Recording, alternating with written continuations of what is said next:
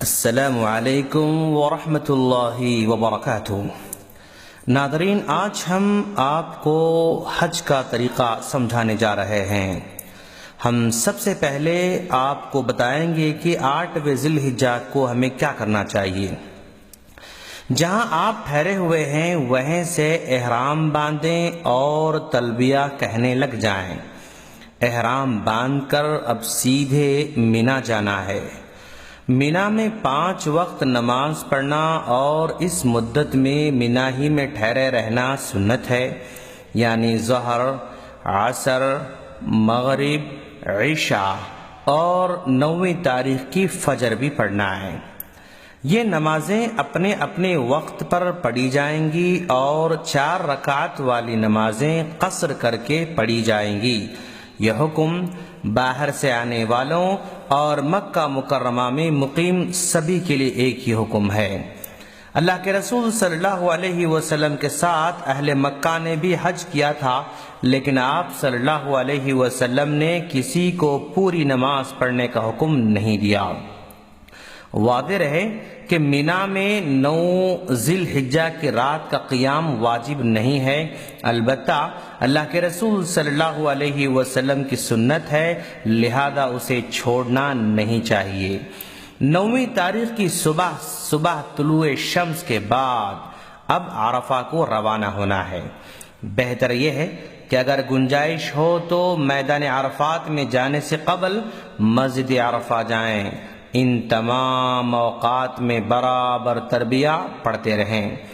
مسجد میں امام کا خطبہ سنیں اور ظہر اور عصر کی نماز قصر اور جمع کے ساتھ ظہر کے وقت پڑھیں۔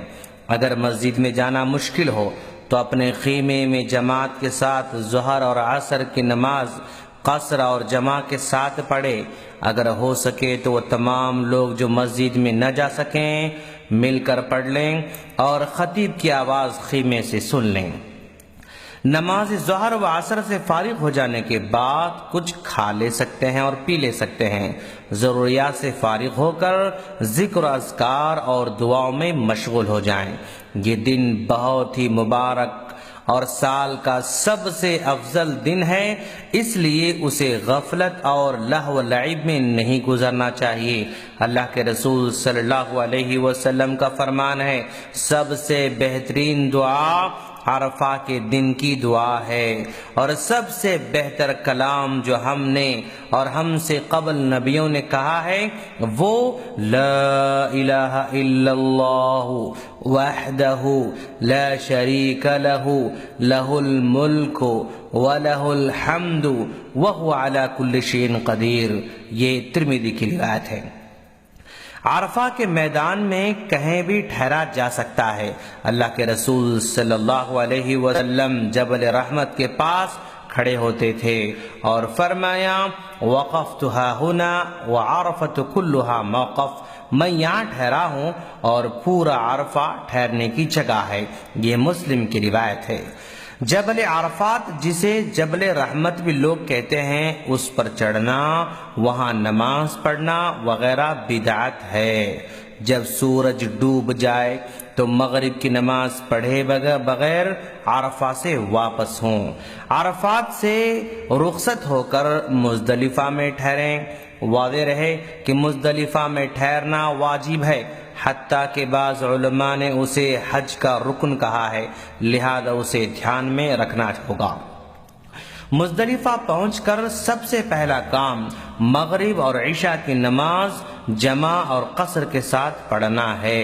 بطن محصر کے علاوہ پورا مزدلفہ ٹھہرنے کی جگہ ہے۔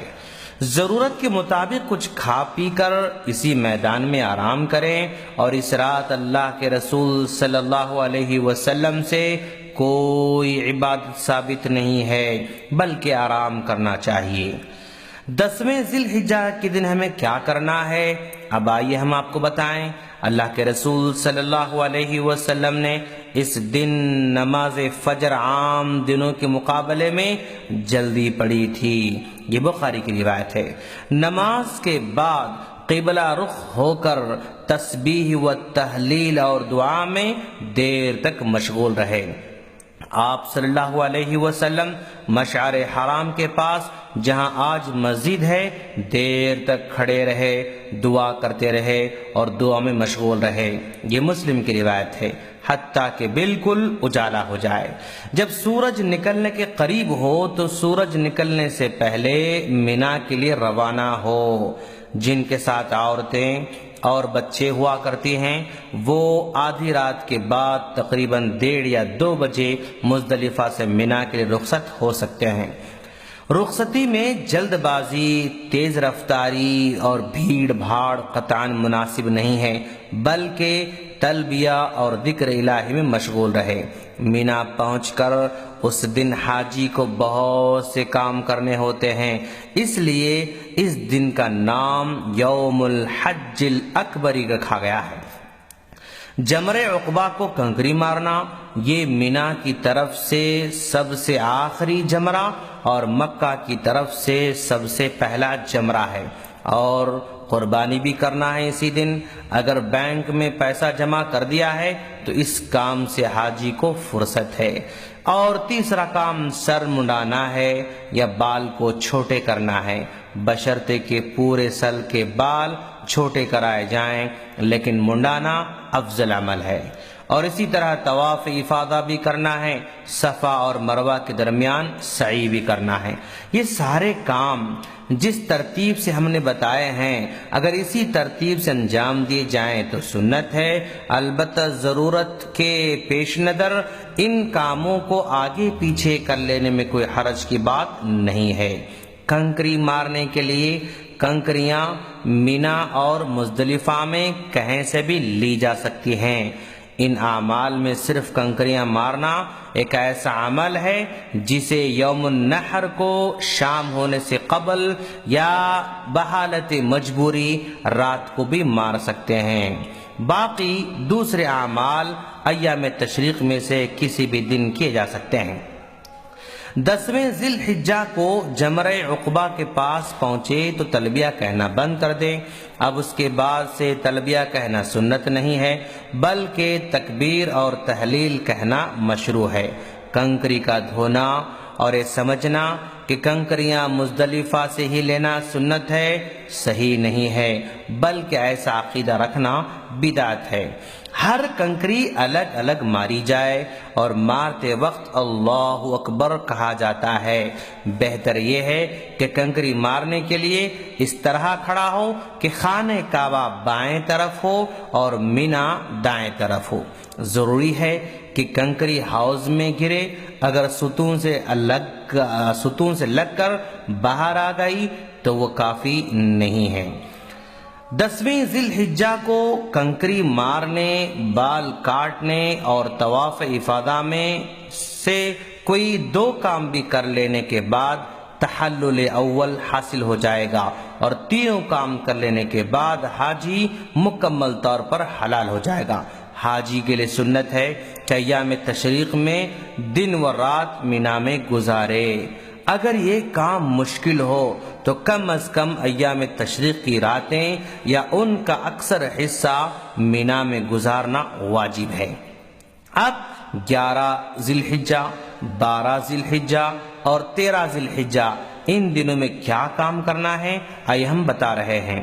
مینا میں رات گزارنا یا رات کا اکثر حصہ گزارنا، اگر کہیں جگہ نہ مل سکے تو مینا سے قریب تر جگہ میں رات گزارنا ہوگا۔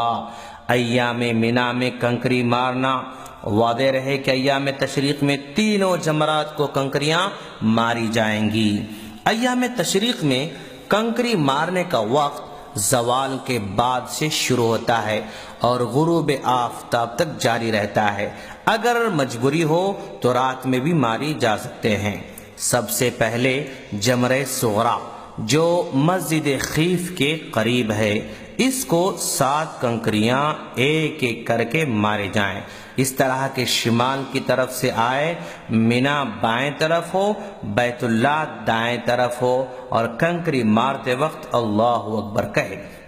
کوشش ہو کہ کنکری حوض میں گرے، پھر دائیں طرف ہٹ کر قبلہ رخ ہو کر دیر تک دعا میں مشغول رہے، پھر جمرہ وسطیٰ کے پاس جائے اور وہاں اور اسے بھی ایک ایک کر کے 7 کنکریاں مارے، اس طرح کہ جنوب کی طرف سے آئے، مینا دائیں جانب ہو اور بیت اللہ بائیں جانب ہو، کنکری مارتے وقت اللہ اکبر کہے، پھر کچھ آگے بڑھ کر جمرہ وسطیٰ کو اپنے دائیں کر کے قبلہ رخ ہو کر دیر تک دعا میں مشغول رہے، پھر جمرہ کبریٰ کے پاس آئے اور جنوب کی جانب سے اسے بھی ایک ایک کر کے 7 کنکریاں مارے۔ جمرہ عقبہ کو کنکریاں مارنے کے بعد وہاں دعا وغیرہ کے لیے ٹھہرنا نہیں ہے، بلکہ سیدھے واپس آنا ہوگا۔ یہی طریقہ 12ویں دن یعنی ایام تشریق کے دوسرے دن بھی ہونا چاہیے۔ ضروری ہے کہ کنکری مارنے میں ترتیب کو مد نظر رکھا جائے۔ 12ویں تاریخ کو کنکری مار کر اگر سورج ڈوبنے سے پہلے مینا سے نکل جائے تو تیسرے یا 13ویں رات مینا میں گزارنا ضروری نہیں ہے۔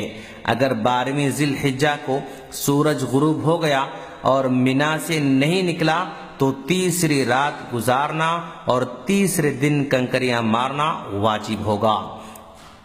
مکہ چھوڑنے سے پہلے آخری طواف اور اس کے بعد 2 رکعات نماز جسے طواف وداع کہتے ہیں کرنا واجب ہے۔